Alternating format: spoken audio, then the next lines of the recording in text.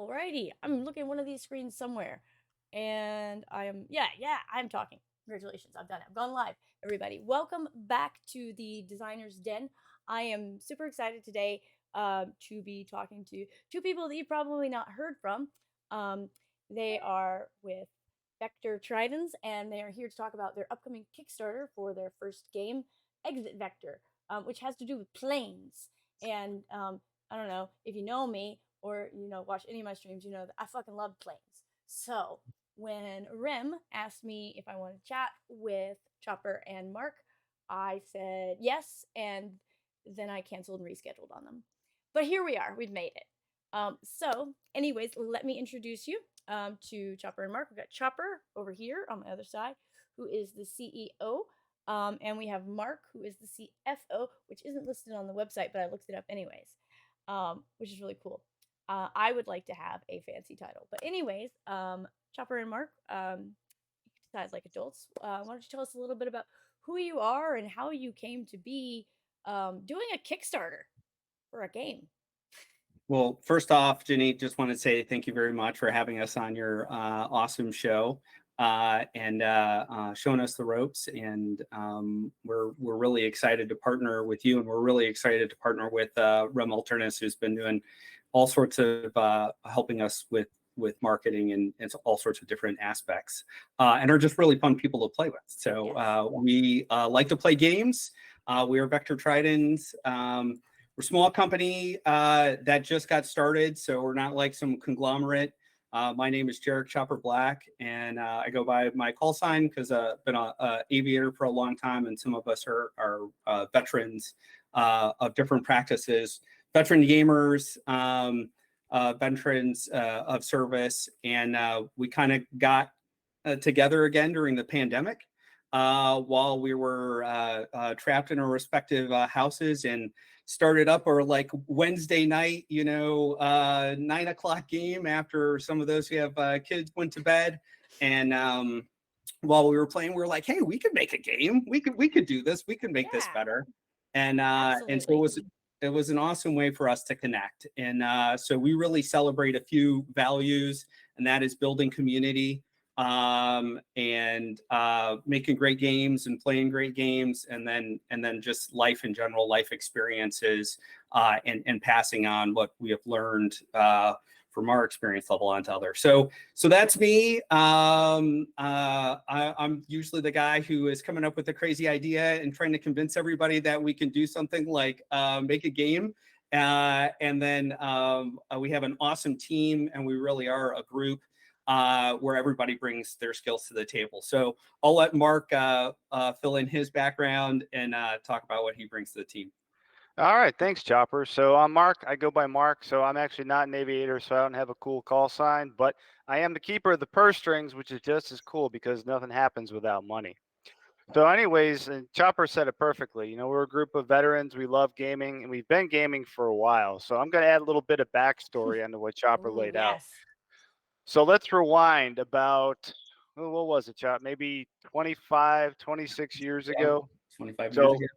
A long time, many moons ago, we all went to school together, and we all used to game together. So it was not just, okay, we're going to go meet in the basement and play games and hang out, but we're also going to go hang out, outside of the basement and do other things, do social events, do parties.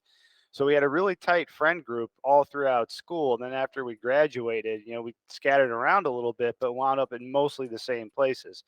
When I say scattered around a little bit, we're talking up and down the East Coast, up and down the West Coast, in Hawaii, in Japan, all over the place. But we always kept in touch throughout the years. And it was difficult to kind of get together personally because you only got together when somebody got married, or, hey, I just happen to be in this city where you live right now this week. Let's get together. And, it's nice to do it with emails and text back and forth, but it doesn't really capture. No. Yeah, exactly. It's not, you're not capturing the spirit of the thing. So fast forward to about 3 years ago, and now we're all back, at least in the continental United States, which means we're not, 12 or 13 hours apart. And we said, hey, let's get our Shadowrun game back together. So we started, and that's what we had played mostly when we were at school, was Shadowrun. I know Chopper and Grendel, who's another member of our team, They are very, very passionate about Shadowrun. So, anyways, we started playing our game just as Chop said, "Hey, this is cool, but we can also do this." I mean, we've got a bunch of life experiences. We've done stuff. We've all flown planes and not crashed them. So I think we can probably figure That's out an how to make a game. accomplishment. Yeah, better than I've done. One So of the things we wanted to bring out with this game was a love for technology, a love for how people interact with technology, and in this three-dimensional component, that's the excitement of flying. So Exit Vector kind of takes place, if you imagine this dark dystopian future, something like a cyberpunk, mega sprawl with these gigantic buildings, or like the scene in Blade Runner where the spinner is flying towards the large pyramid, and you've got all this advertisement and kind of late 21st century dark future stuff going on. And we wanted to take that like feeling of flying through buildings and then add in the extra dimensions of doing a loop or doing a maneuver called a split S or an Immelman, or do like air combat maneuvers that are happening in between these buildings. To show how unrealistic it is that they just jump from moving vehicles in Star Wars, right? Well, that is true. So we are physics based, but at the same time, what we like to say is we like the game to be fun, number one, functional, and have some kind of like relation to like time distance, that is kind of physics oriented, and be fairly realistic. But the part that we really center on is making an enjoyable experience where people can kind of get that thrill of flying really close to something like a building. And then you are doing like a landing zone maneuver where you might be like this like criminal Uber driver. Not to take off their heads if you want to rescue them. It's important. Yeah, you don't want to do. Yeah, you don't want to do that. You want to get you want to get really close. To give them. Because you don't get paid when you do that. Yeah, no. If you decapitate the person you're rescuing, nobody's paying you. I would like to also briefly take out and let you know that chat Shalworth has informed that Marc has Batman's superpower, managing money. And the superpower it is, because like I said, nothing happens without money. No, it does not. Even in your no neck, no paycheck. Yes, Turpo. Yes, Turpo. That is much better than I. All right, you keep those witty one-liners coming. But yeah, I think that again, I love planes, and that's one of the things that's always frustrated me in mini games is that like there's no like danger. Like you could just crash land your plane and everyone's like, whatever. I'm fine. Just walk it off. Don't look at the explosion behind you. Be really cool. But like there should be like flying aerial combat like is an inherently dangerous thing. Like you've got to look literally everywhere, which you can't. It's impossible. No matter what your mom told you, she can't see everything at once. And so like that's like part of the thrill. Like, and it varies too depending on what you're flying, which I'm sure you all have experience with. I am gonna chunk my own microphone on the floor. The cats don't have to do it again. You're probably eventually also, Marc, gonna have to tell us that cat's name. Everyone keeps seeing the tail. So this is Desi right here. Bring her up. Maybe you can put in a little oval. Here we she go. Is. Oh, look at the baby. All right, mine's not up here right now, so we'll meet them again for the 14th millionth time later. But yeah, so like various kinds of equipment that you could be flying, and you've all done a great job. Exactly, cute baby. Bringing that in and making it fun and exciting and yet approachable. So let me drop for everyone who hasn't already gone and looked at the Backer Kit call to action page. Let me drop that link for you all so you can kind of see a little bit. We can kind of go through a little bit of like, what is this game? Because it's not like a traditional, like you didn't come up with a game system. You came up with a system that layers on top of existing games, right? Absolutely. Yeah. If you want me to talk a little bit about that, one of the things that I think is unique, we're designed to seamlessly integrate with tabletop RPG games. So that is, hey, you go to a convention and we've got a map set that you can throw down in the middle of a 6 to 8 person table in a 3 to 4 hour kind of game session, and provide rules that allow you to do a quick chase scene. So if you've ever played the game where you're like doing the bank heist and okay, now it's time for the getaway driver, and the dungeon master or the game master is like basically has to resort to, well, I'm just going to describe this as awesome as possible and as cinematic as possible as the whole team, jumps into the vehicle and gets away. And then there's no mechanics. It's still really satisfying and fun. But maybe the person who was driving the vehicle is like, man, I kind of wish I got a little bit more game time. Wait a minute. Chase scenes are satisfying and fun in your games? That Because is they're generally, I mean, and chat, feel free to disagree with me. They're generally what is known as a slog, where we know that we are eventually going to catch him, but we must go through a series of unfortunate accidents that occur. And how do we overcome those accidents before you can be like, ah, ha, ha, you've caught him, rather than it being about the actual chase. Like, how many buckets of apples are there in this market, anyways? Yeah, we don't have any buckets of apples. What we have is fast-paced urban aerial combat. So we do pride ourselves on what we've created is a way that you could interface with a game like Shadowrun, like Cyberpunk, like anything that's a sci-fi fantasy game where Genesis. There we go. Yeah, there Although you go. they have their own ship rules, but you can add more. Well, yeah, and tons of games do, have great kind of, they have good vehicle combat rules. And so that would be a great chat discussion. It's like, hey, what's a game that has the best vehicle combat rules? Because we're the type of group that would love to say, okay, well, let's go dig into that. Let's have a discussion about that. And then how does that match up to how do you create this fast-paced feeling of action? And so what we try to do is we got our turns down that are 3-second combat turns, if that's like your game kind of turn.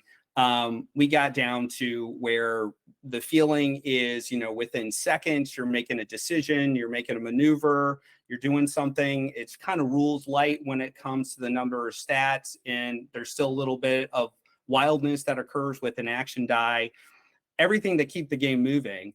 And then we have you were talking about the danger. One of the things that a professional aviators spend a lot of time doing is training for emergency procedures. Yeah. So you're flying into this helicopter and it's taking bullets and stuff starts leaking. It starts pouring on you. And the nature of a really good air crew that knows how to manage that is, hey, well, guess what? Aircraft are designed to have a secondary system. So you can kind of go to the backup shields, or you can go to the backup hydraulic system.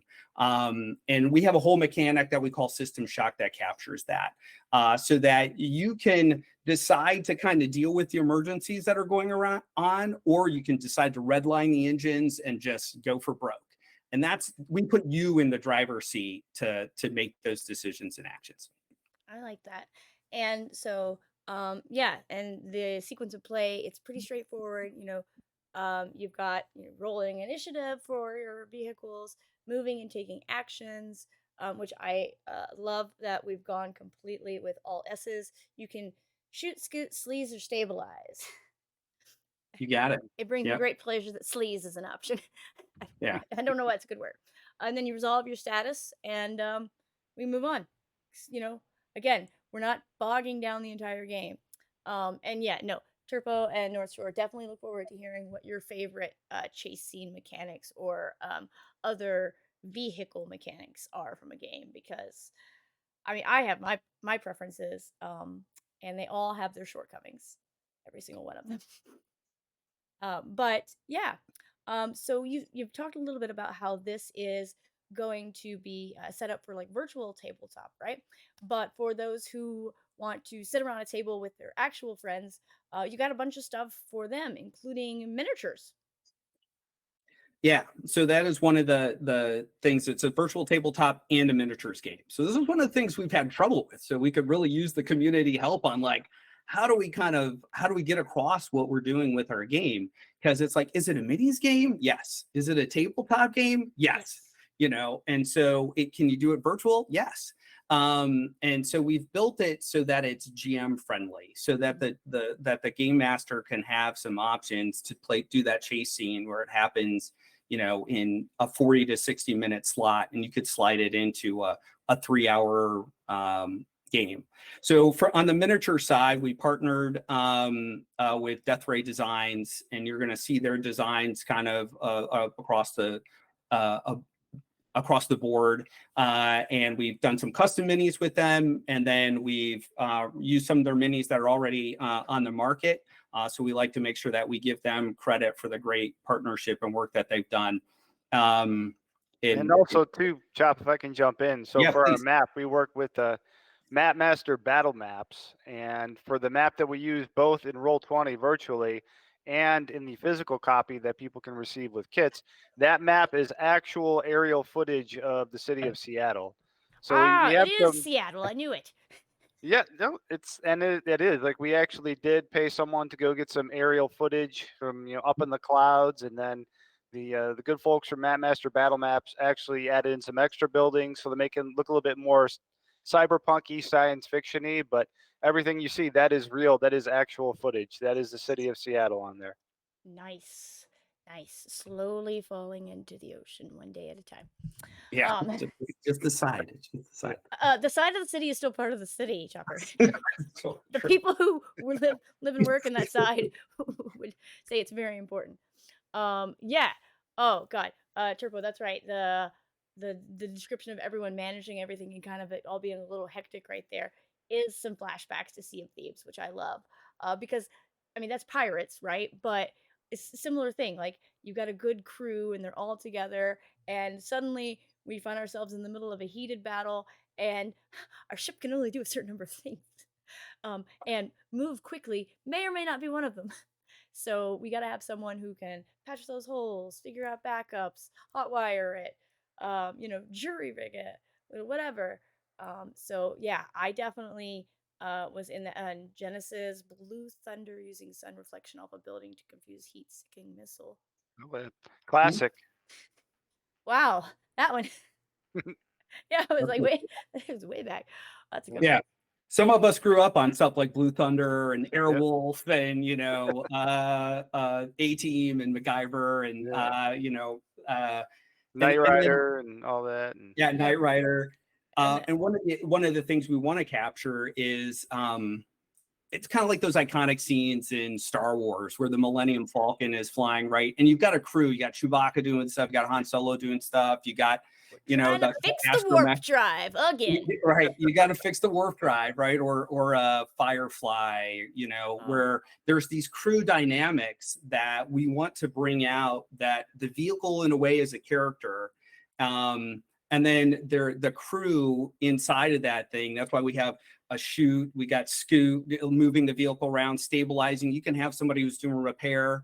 And then we also have this electronic warfare aspect that is like hacking, and like you can have somebody who's in the co-pilot seat that is doing that stuff that's like looking at IR signatures, infrared signatures, or looking at like these electronic signatures that happen in kind of 21st century combat.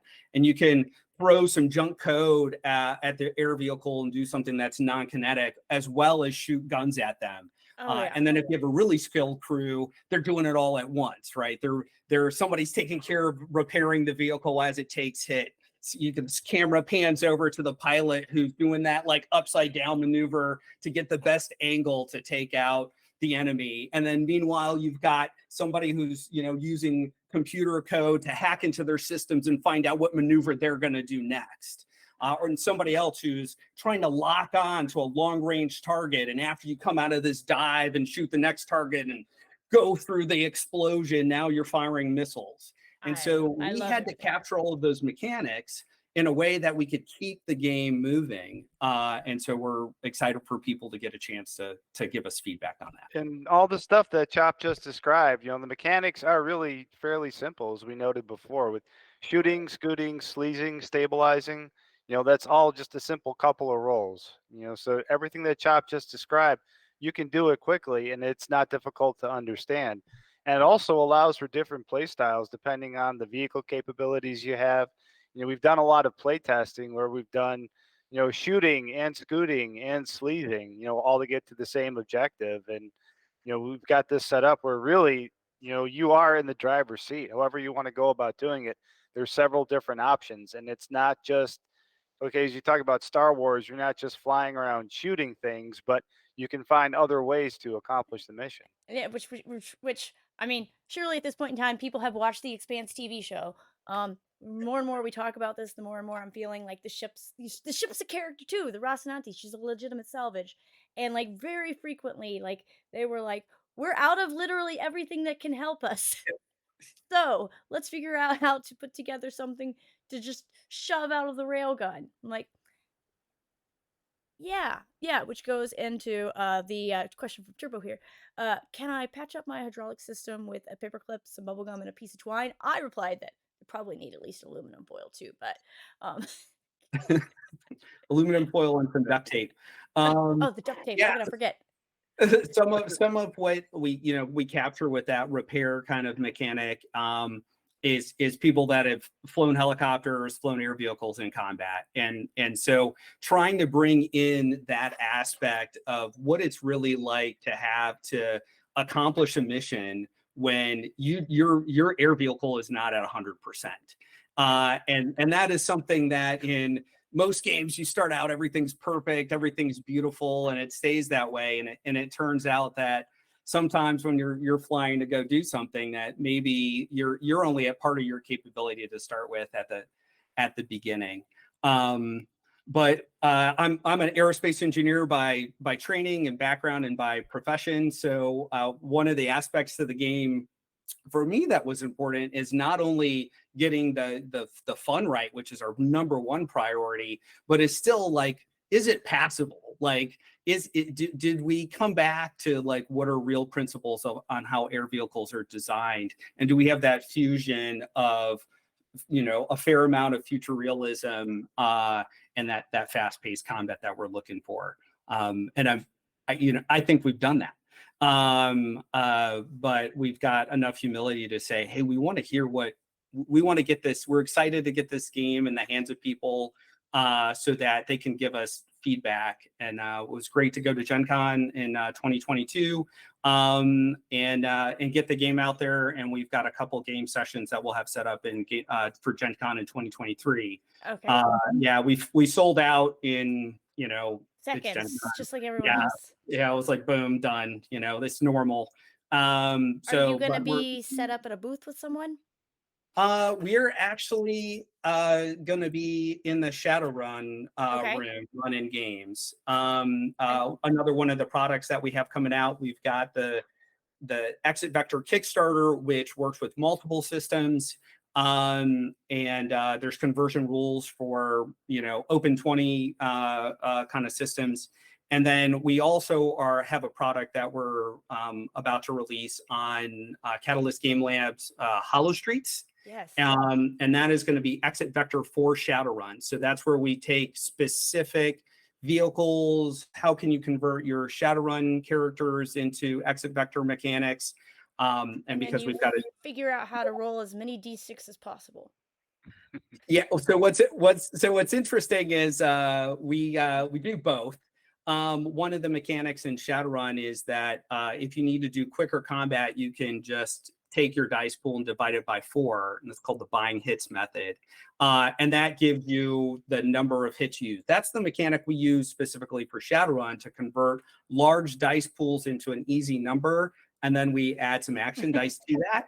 The cool thing is you as a GM could be using like easy math and not rolling like 100 dice in an encounter, which slows down the game. And your PCs are like, I came to roll a lot of dice, man. Do it. Like you can let them. And so the mechanics still work out because you could have somebody throwing like 24 dice and the GM still keep the combat moving in a way that is still fairly realistic and rules as written. Yeah, Um, I totally feel that too. Like as the GM side, like the percentage of times when I'm like monsters do average everything aside from to hits, they're gonna do that for real because I don't have time for any of this. yeah. Y'all are slow. We gotta hurry up. And then what we have is a pacing function in our game where we've got like these little like rotor drones that have guns on them, and they're like shooting you, and they're kind of your grunts. And we've got these tanks that are on buildings, or these like Ed 209 kind of power armor guys. But then we also have like this interceptor that's kind of the fast moving, can get to you quick, is pretty lethal. And that acts as a forcing function within the game to kind of keep combat moving and provide, the player characters. Obviously, it's fully configurable, so you're not tied to one setup. And we have some random generation rules to get you started if you need it, and some preset missions. But a GM can set it up so that the player characters have something to kind of wrestle with, and then have this law dog kind of rolling in that is going to really present a serious challenge. And that's what helps kind of make sure that this chase scene doesn't turn into apple cart after apple cart after apple cart. It kind of pushes it into within 40 to 50 minutes. You've kind of resolved several rounds of combat. And all the play tests that we've got from people is they like the pace. We made changes based on how we got user interaction, and that's one of the things as a company that we want to be, and one of the things as this game is our first kind of sticking our toe in the water, is we really want to engage with people and how they want the game to be, and how they think games should be, because we really delight in that conversation.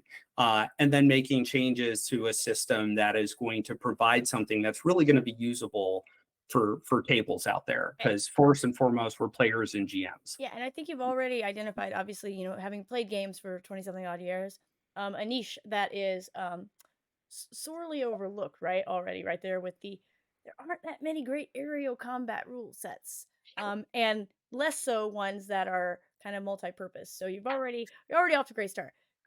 So finding that niche is often the hardest part. But like from there, got some great feedback so far from everybody, and I know I'm not the only nerd in the TTRPG world or the board gaming world who was like, "Fuck yeah, planes!" And then pretty much that's the selling feature right there, planes. But so I am excited to see, as you continue kind of growing this and evolving this. Obviously, right now it's a little cyberpunky, because that's kind of where your influence has come from. But you've got so much opportunity to expand into more ship types, kind of hybrid vehicles that are air and land, water and air, you Mhm, know, all of the above, can fly and submerge themselves. mhm. Those are things that exist, which is weird to me, but yeah, water and air typically don't mix. But yes, air combat is in. Wait, does that say ab combat? I can't read. North Shore, you know that. Also, I love that my chat's just like, fuck yeah, planes. Really, and that's essentially what we thought too. Playing games. We said, you Hates know what? combat. There you go. That's Yeah. top 5 video games. Yes. That makes way more sense. But yeah, you've got all your experience playing games. And I'm not an aerospace engineer by trade. I went to school to be it till the math department decided they were dicks. So I got my degree in business. Awesome. But still have that love of planes. But yeah, so as you continue to kind of grow and expand, obviously you're going to do conversions into other rule sets, because while it's pretty straightforward, there are still a large number of people who struggle to convert anything from, even like, we didn't give you any stats, so just kind of make them up. They're like, so how many like systems are you aiming to do like strict conversions for, versus just kind of guidance on like, if you want to just take these figures and stack them? Because that's a really different Mhm. set of like potential future workloads for you. Yeah, it's a great question. So, what we've kind of done is the math behind how to do some major systems. So we think our mechanics are standalone, so you don't have to convert. Mhm. But Not everyone we're feels well that way. underway with Shadowrun, doing the conversion there. Um, Pathfinder Starfinder is kind of like the next easy conversion that we have. And there's a simple way to kind of equate the stat blocks that we have over to Starfinder mechanics. So if you're, And you then know, once you're into one D20 system, it's fairly easy to get to the rest of them. So that you've already hit a large, swath of things. I think, and I'm just gonna spitball it right now, so everyone can feel free to continue disagreeing with me. That probably where you're gonna struggle is like people are gonna want to have some aerial combat in there, more like powered by the apocalypse and games like that that Mhm, aren't super heavy on rolling a lot of dice. So mhm. being able to explain, not necessarily put into mechanics, how you would layer this on in a more narrative game, I think will be a huge win. Yeah, and so we don't on our system, we boil down like the lots of rolling dice if like Shadowrun's kind of your baseline. There's just one die. Yeah. So we have an action die that appends onto like a base stat. And then what we do have is some optional dice that we do call edge dice. That if you're doing different maneuvers, or say you do a split S, you're flying in behind somebody, and you need to change altitude and change your direction. You pop up and you rotate your axis so you're pointing at them, or a classic maneuver would be a half cube and 8.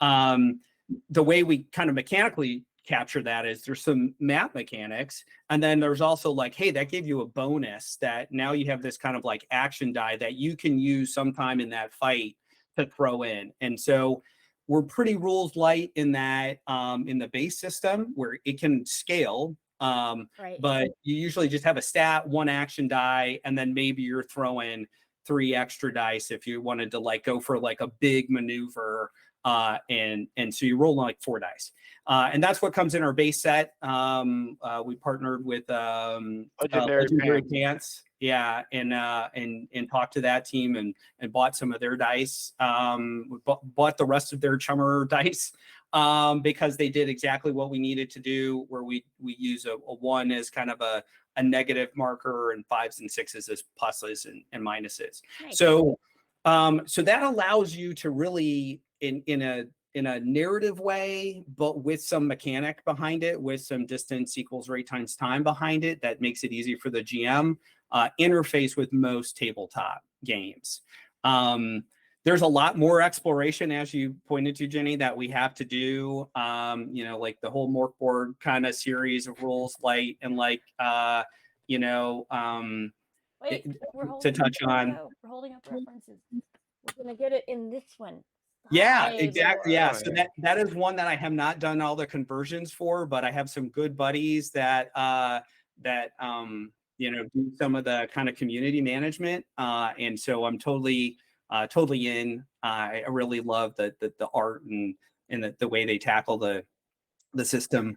And then we have some folks that played GURPS for a long time, the generic universal role playing system, which maybe not the best name, but we do have mechanics that convert into that system as well. So you got 3 or 4 big systems that are what we intend to do is put out an exit vector for Shadowrun as the Hollow Street product, and then we would go look at partnering with exit vector for the open 20 kind of community, like an exit vector Starfinder, but we haven't done that yet.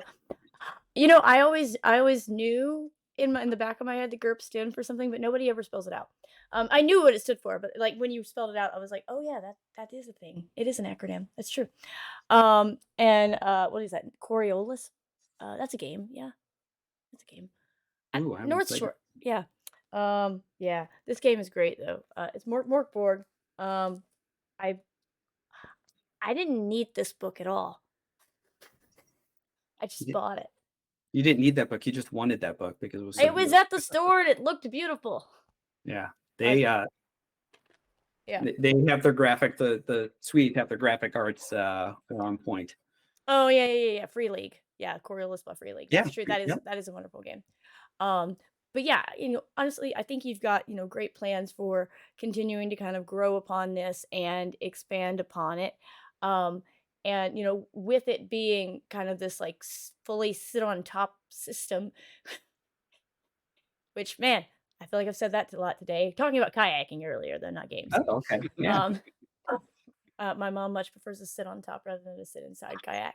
We're going kayaking in Myrtle Beach. But yes, the bright, colorful cover triggered the goblin reaction in me. That is exactly what happened, Turpo. Um, and similarly though, I mean, that was pretty much, I mean, not bright and colorful, but like when I saw, and I'll finally pull it up here, the beautiful sign that is there behind Chopper. Like look at that art, right? I have it up on screen. You don't have to point behind you. It's got the brightness of the city, you've got the action shot of the plane coming in, you've got, all of your typical cyberpunk, your pinks and your greens and all of that.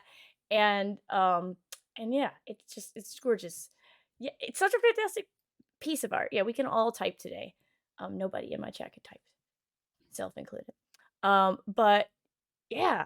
And I also love that you've been very ambitious and you're like, we could play this in 40 to 60 minutes. And I'm like, if we're just playing it as a miniatures game, maybe.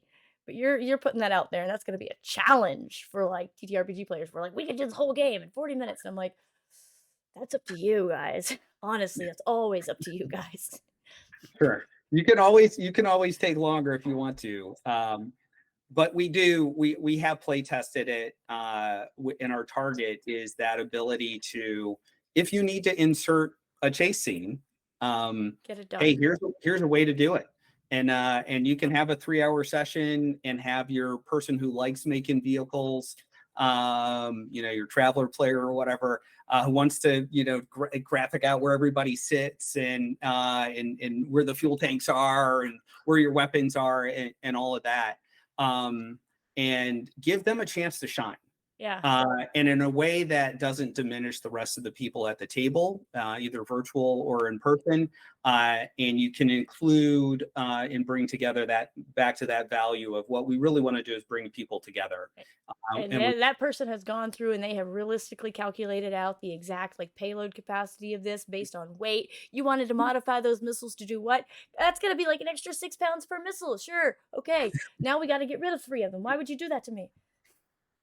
yeah, Um, we want to appeal to some of those players and then have the scale to be able to play to, appeal to somebody who's like, I just want to blow up some stuff. And so we do have 3 levels of play that are in the system as well, where you have like the fast and loose, fairly realistic, but more cinematic. And then we have something that is our like gritty, turn all the knobs to 11 on calculations. So we've spent a lot of time under the hood trying to make sure that we can live in both of those spaces, and then the middle gets included in there as well. So it is fun, functional, and fairly realistic. Hits all of those points.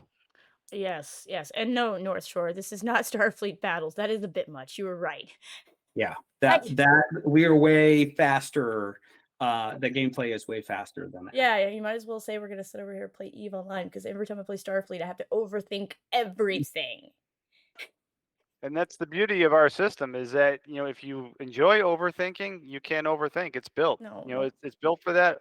But if you don't want to overthink, then you can play it easily and the mechanics are easy enough. As Chopper said, it's scalable up and down depending on your GM, depending on your players. There's a little something for everybody.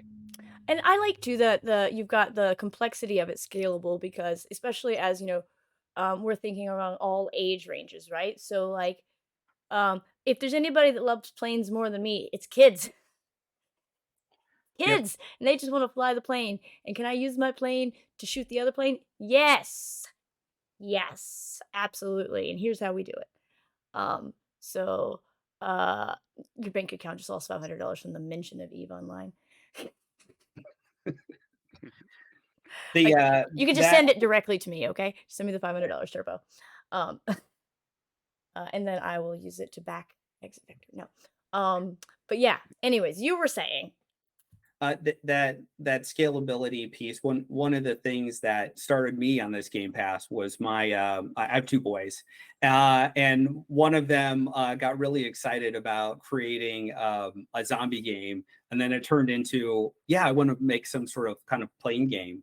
And so uh, talking through that and seeing, kids interact with, hey, just moving miniatures around, something physical, and asking questions and trying to understand, like, hey, how would this work or how would that work? And then it brought me a lot of joy to be able to And sneakily start talking about, well, yeah, we need more people who are interested in designing stuff in the future, and are interested in, like, how do things work, how do we make things. And so I think games are a great vehicle for people of all ages to be learners. And there's a certain magic of when we set the demo up at a table, and we have all age groups of people kind of walking by and looking at the table and be like, interesting. And my son is there trying to hand out flyers, and my 9-year-old son's trying to explain the entire game to people. So it is definitely a family affair. It is definitely a I affair of love that friends. you had your kids sneakily playtesting, and I encourage anyone out there who's creating things to have your kids playtest because they will absolutely be savage about your game. Dad, why would you do that? That sucks and it's no fun. You're like, okay, well, what's not fun about it?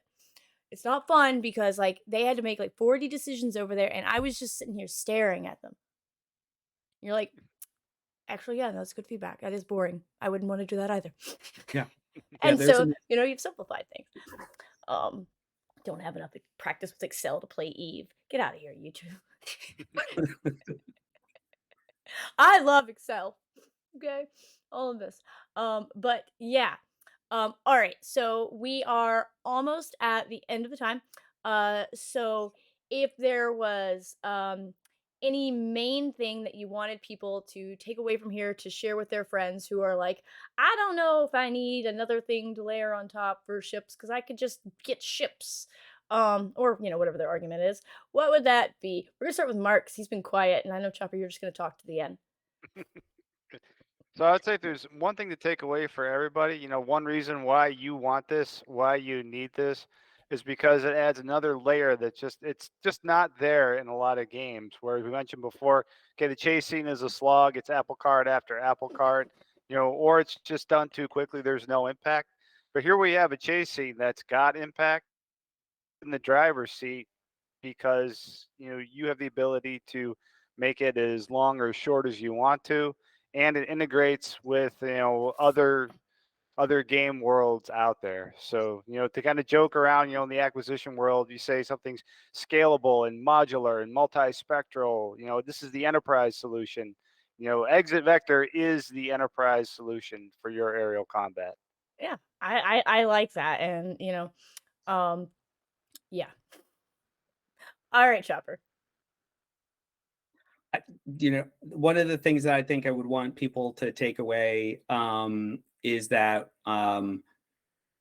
we're really interested in incorporating people's ideas. Yes. And so we've got a bunch of people that we've play tested with, and we're always eager to play test with more.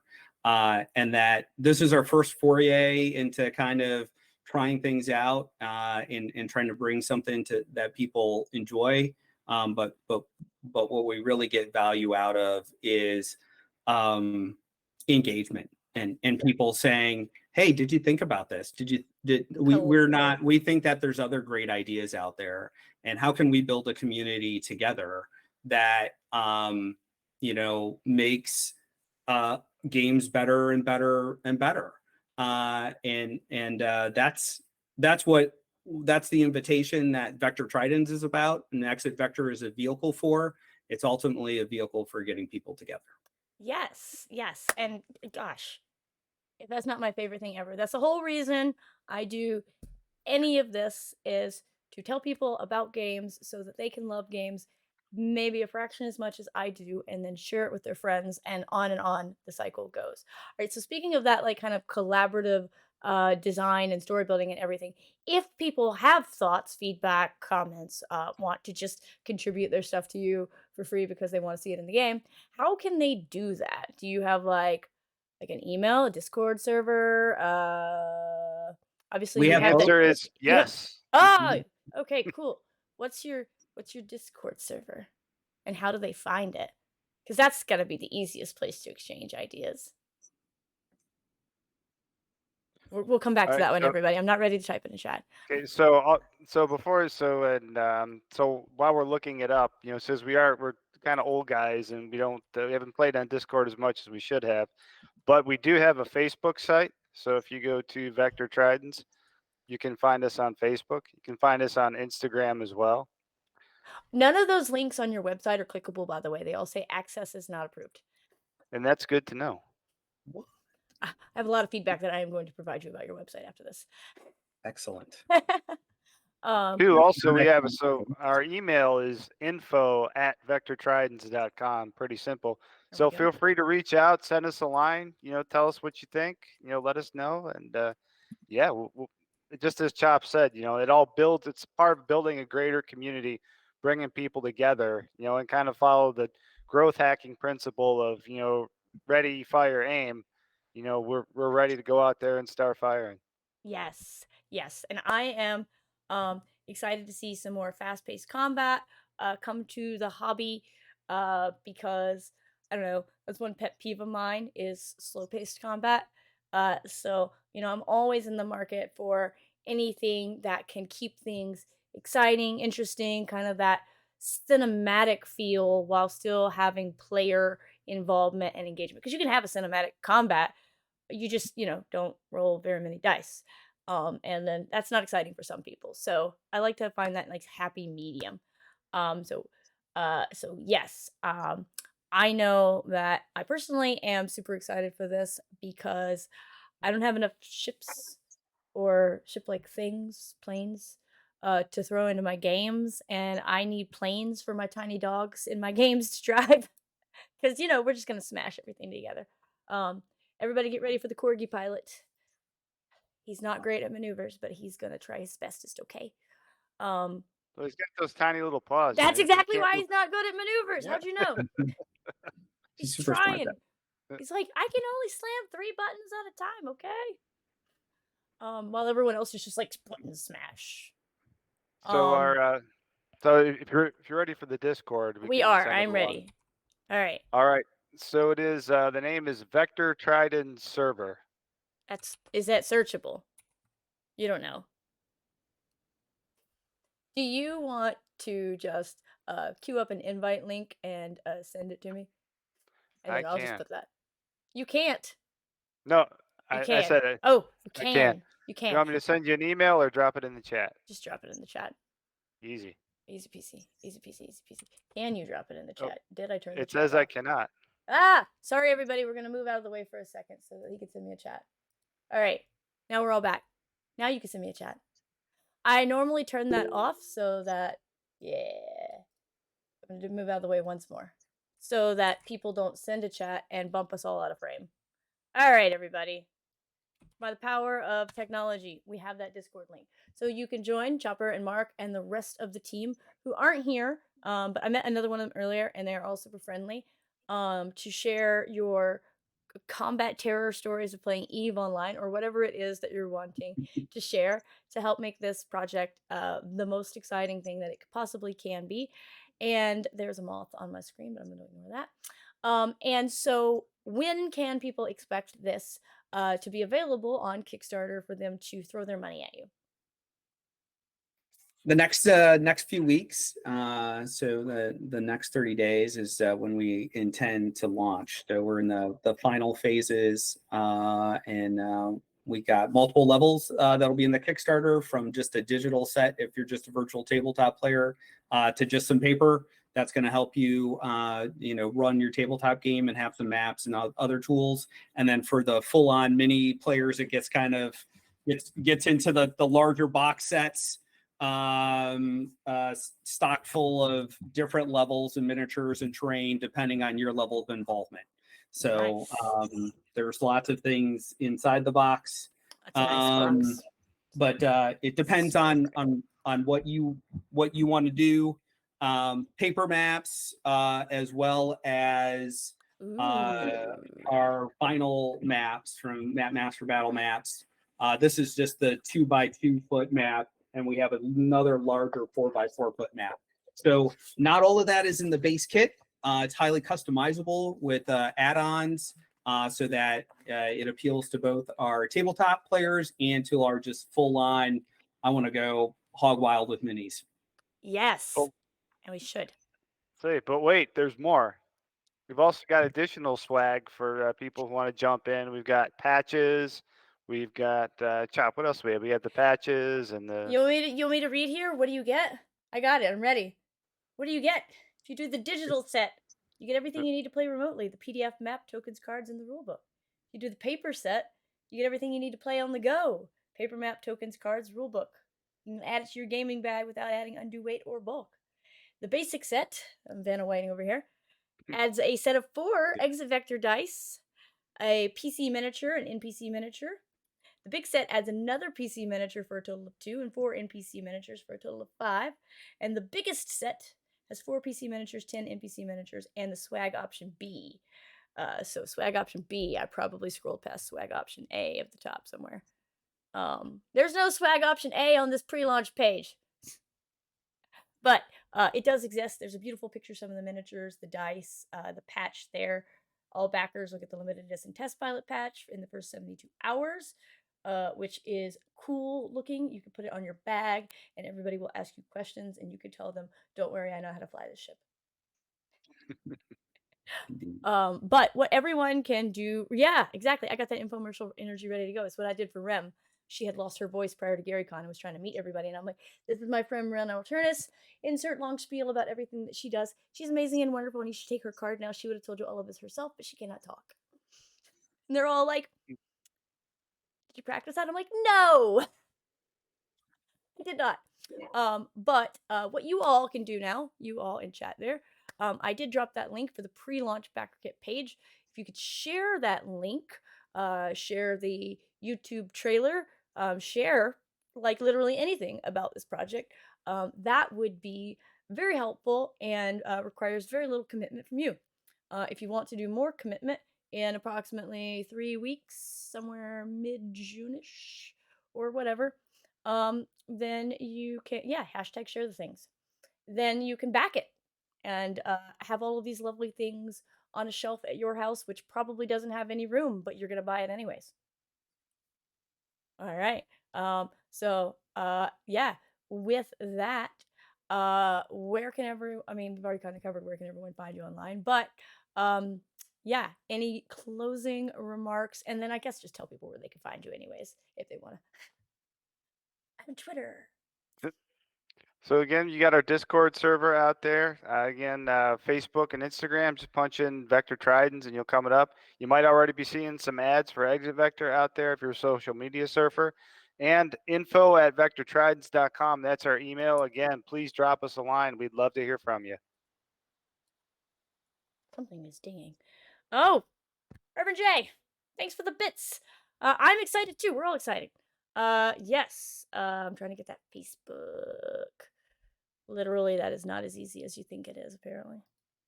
All right, we're gonna work on search engine optimization over here. But you can find all of the things. You just need to look. I also posted, but I'll post that one again since a couple people have joined since then. If you want to see this in action, there was the Roll with Rim one-shot playthrough that was posted on YouTube a little while back, where they played the game. So you can see it in action, see how much you love it, and share that. And then we'll also let everyone know how cool they are. I closed that. Close. Go away. Shoo. You're very bright, all of you. That's not any better. All right. Anyways, I don't know where. There it was. Discord. I need something with the black screen, not a white screen. It's washing me out. But I know, right? But yeah. So, yeah. That is it. That is it. So thank you, Chopper. Thank you, Marc, for coming on. To talk about Exit Vector and about all of the other upcoming friends that Vector Tridens has, and to share some tales of your history and how we got to this and why we love planes so much. Fuck yeah, planes. Um, and yeah, I'm super excited to see everyone sharing this now with that hashtag.